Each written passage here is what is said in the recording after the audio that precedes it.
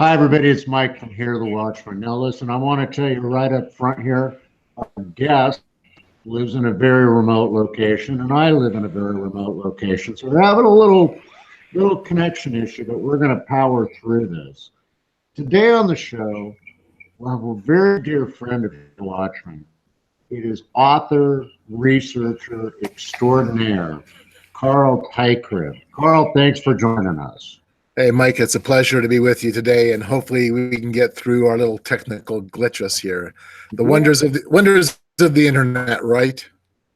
That's it. That's it exactly. Especially when you live remotely. I think Carl's up in Canada, and he's it's like a blizzard up there, and we live way up in the mountains of Idaho. So we're going to do our best with this. But I want to introduce. This is Carl's book, Game of God, and it is an amazing book. We're going to talk about today is Burning Man. Now, if you don't know what Burning Man is, I don't know, you got to pull your head out of the snow, because Burning Man is something that has taken over. It's a huge gathering that happens in the desert of Nevada, where an entire city called Black Rock City is put together for a weekend event.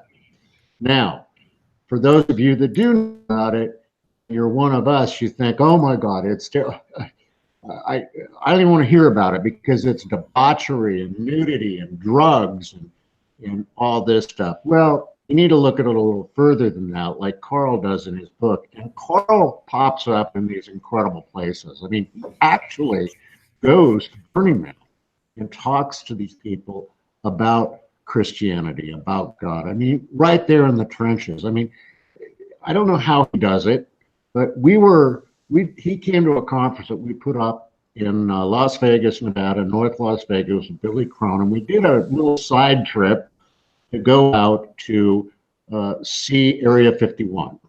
And we had a bus that was taking us all out there. Carl gets on the bus and goes to put his bag up above his seat and pulls out this book. And it's a pamphlet, a book, instructional book to FEMA employees about what to do if they have to evacuate the whole city of Las Vegas and the surrounding areas of Nevada, contingency plans and all that. How does that happen? I mean, you remember that, Carl?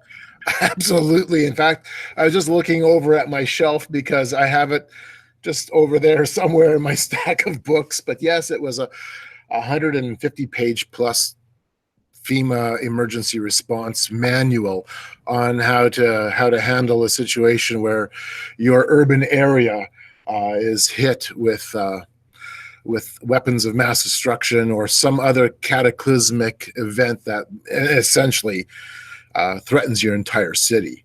It was pretty interesting. I mean, Mike, when I pulled this up off the rack of the top of the bus, I was going, who in our group had this? Like, because I mean, we went with a group, right? And I was thinking to myself, well, somebody's left this behind, and no, so it was somebody else before us. Makes you wonder who was in the bus, right? It was classic. It was classic. So, Carl, you spent a lot of time on this book, and you've devoted a whole chapter 14 in the book, to basically the New Age, and you get into stuff. And you know what, folks, before you get all hot bothered about Burning Man, let's not forget that many of us who are devout Christians and members of the body of Christ today, the remnant body, we're stock.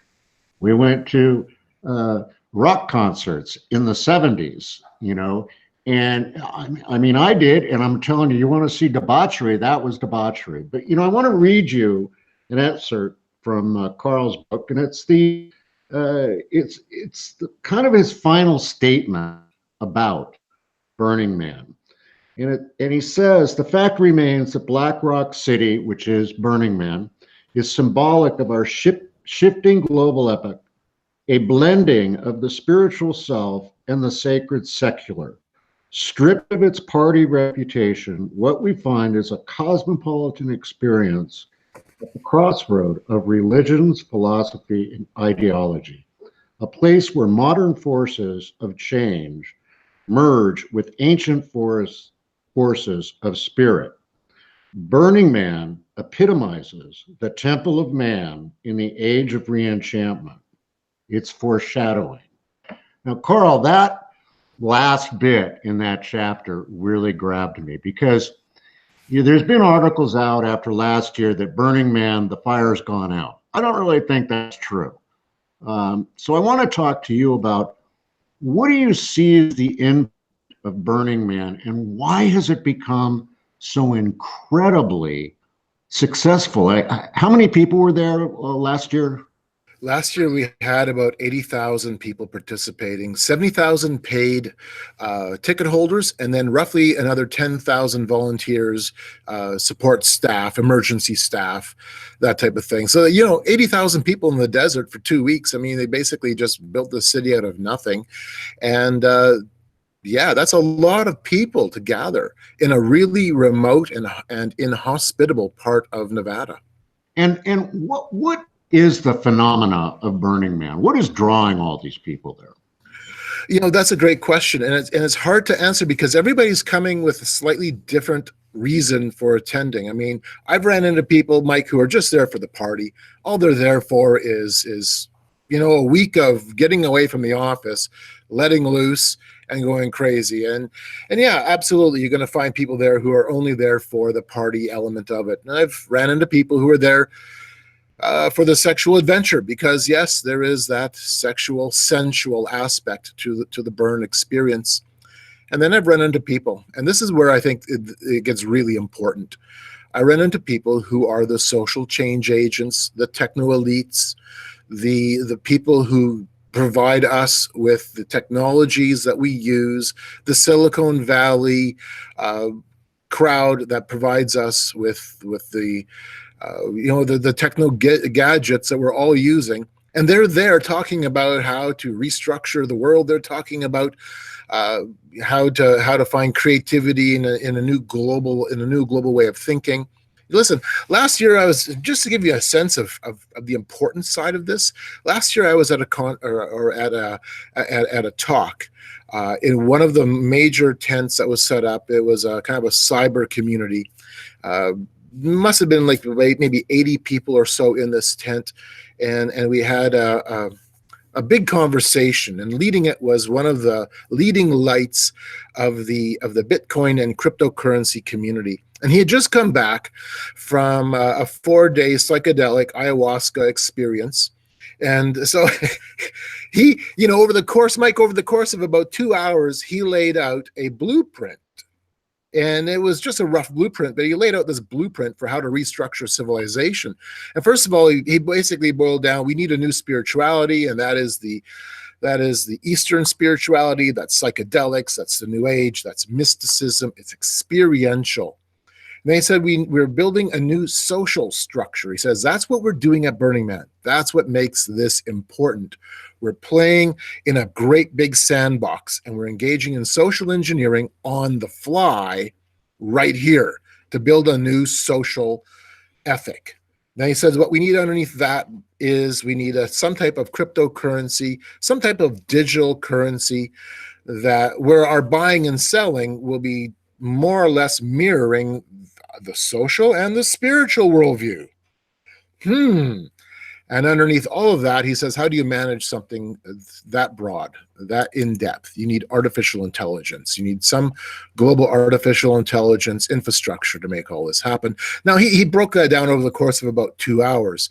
And I was sitting there listening to all this. And in the Q&A sessions, you could tell the room was filled with people who are CEOs, people who are software engineers, they were developers. These are the movers and shakers of Silicon Valley. And I thought to myself as I walked away from that, yeah, Burning Man is just a party. It's all it is. Sure. It's not just a party. Sure, the party side is there, but the other side, this idea of let's congregate in such a way where we can talk about how we envision the world and how we want the world to be. That's also a big part of Burning Man too. Well, it's interesting you bring that up, Carl, because I think that people tend to believe that it's a bunch of wild young kids out there run amok. And you look at it, and Google is completely behind it.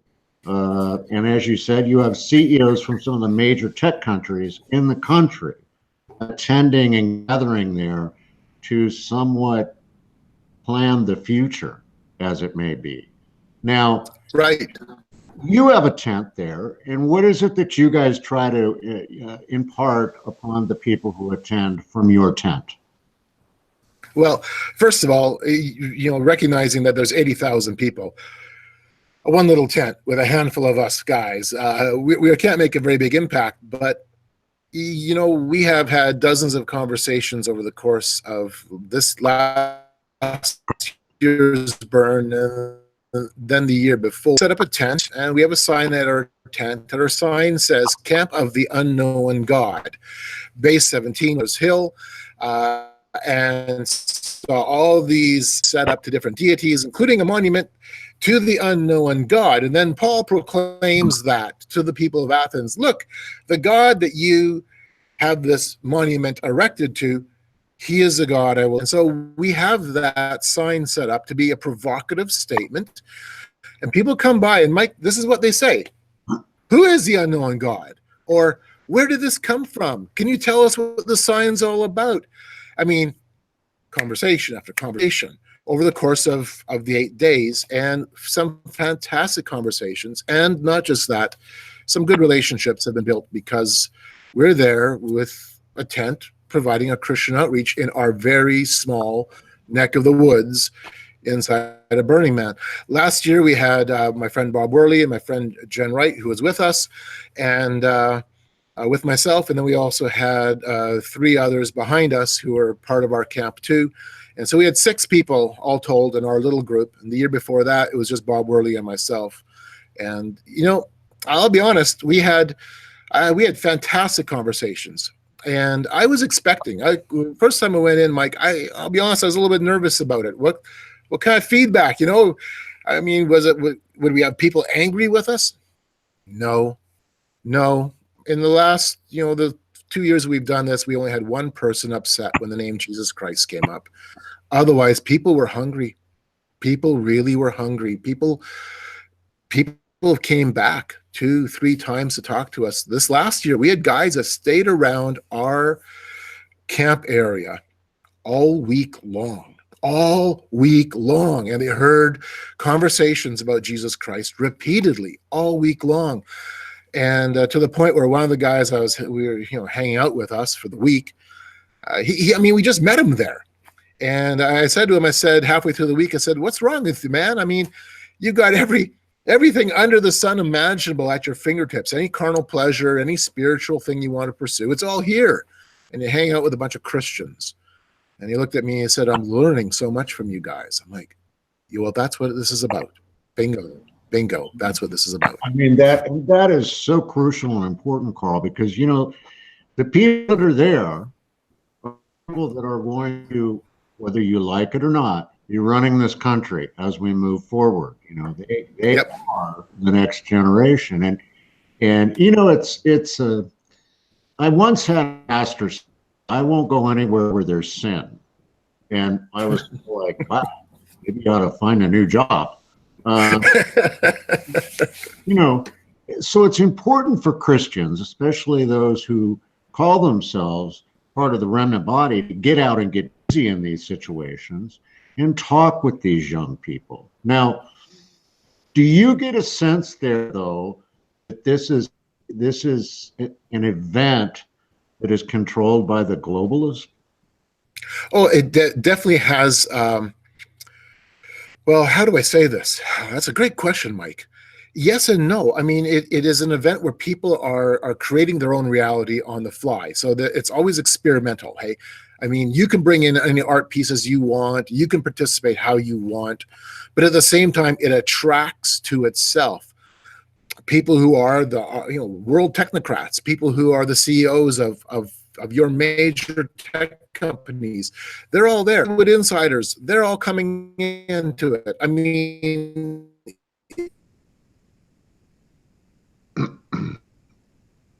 bear with us. Go ahead, Carl. Yeah, and it's had that flavoring of people who are kind of edgy and kind of leading the way. But when Hurricane Katrina hit years ago, to give you a sense of the kind of people who go, the Pentagon, who were from the Pentagon, they had their own tent set up. And from Burning Man, they commandeered an intelligence satellite so they could watch Hurricane Katrina hit New Orleans in real time at the. Who does that? Who does that? Yeah, that's You know, that's scary. that's yeah. Before Elon Musk released his Tesla Roadster to the public, he had it parked at Burning Man the year before it was released.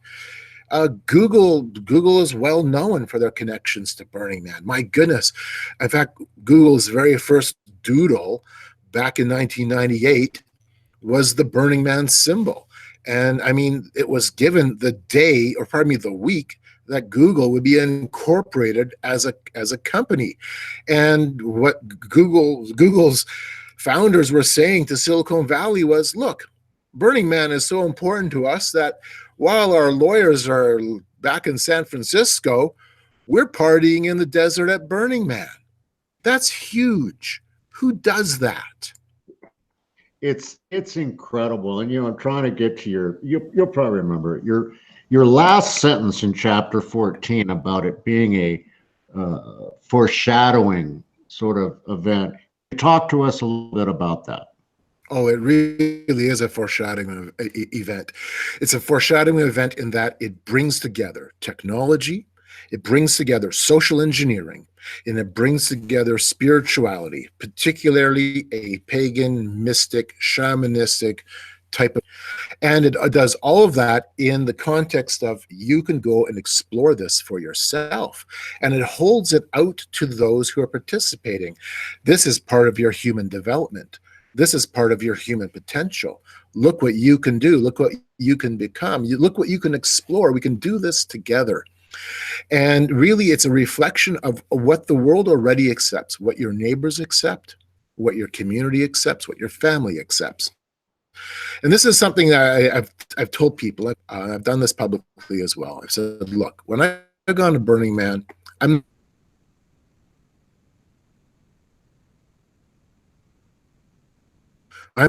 seeing your code, and that's huge.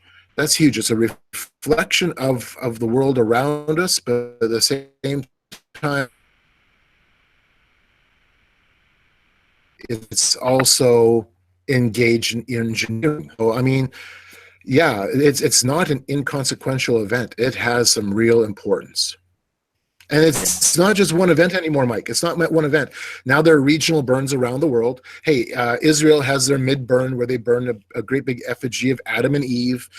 South Africa has a great big regional burn. Even China's got a regional burn. And then if you would examine beyond the regional burns, just the influence it's had in culture, there are scores of events all across the United States, throughout Europe, and around the world that have mirrored the Burning Man, kind of the Burning Man experience, and have just added kind of their own elements to it. So there's all kinds of other events that fit broadly within that kind of that influence. I'll give you just one example, the Wild Goose Festival, which is part of the Emergent Church. It's the Emergent Church's long-running festival. It received, it was very open influence through Burning Man. So there's some significant connections to just how important Burning Man has been to the culture, our Western culture. Hey, I mean, I think it's still on. The Smithsonian Institute in Washington, D.C. Dedicated their entire Renwick building last year to a great big huge display of Burning Man, and I think the displays are still on at least for a few more weeks. So when the Smithsonian recognizes that this has that type of leverage and clout in the culture, that's pretty important. Yeah, that's to me that is, really, Carl. That is, and pardon me, folks. I've been turning my camera off. Well, talking so that we can try and keep that audio flowing. It's amazing how it has infiltrated our culture. Now, to shift gears a little bit here, your book, Game of Gods, The Temple of Man in the Age of Re-Enchantment. Talk to us about the Temple of Man in the Age of Re-Enchantment. Absolutely. The concept behind the term Temple of Man is that we are building our own, attempting to build heaven on earth. You could look at it as a second Babel. You could look at it as the Babel, the idea that we can create this edifice, this global edifice, this global dream that humanity can operate in unity. And that's Mike, it's been around for, well, ever since we've rebelled against our maker. We've always been pursuing our own meaning and our own destiny. We've been always pursuing heaven on earth. And the book takes you through examples of that, and the rise of socialism. And Lenin himself talked about how we're creating our own temple. We're sitting on all the ruins. We're going to build our own temple. Transhumanism takes you down the road of building our own temple. Goes on. The idea of global governance, which I talk about, world government in one of the chapters, an entire chapter devoted to the movement towards world government. The interfaith movement. I was at the Parliament of World Religions in November. It was about building our own tower as well. We're building these towers. We're building, and tower being symbolic, obviously. We're building this structure that says we're going to be the ones who can build and create heaven on earth. And so that's the idea behind the Tower of Man. And re-enchantment is this. Re-enchantment is the search for and the finding of a new sense of mystery, a new sense of meaning, of wonder. It really boils down to we are creating our own myth. We're creating our own narrative. We're creating our own truth. And we find wonder and we find meaning in that. So what is the re-enchanting story of our age? Well, there's a number of them. One of them is that we're all as gods. We are all divine. That is the story of the New Age movement. That's the story of esoteric philosophy. That's a story of a lot of things right now. The other one is we're here to be loyal to Gaia. We're here to be loyal to our planet. We're all global citizens.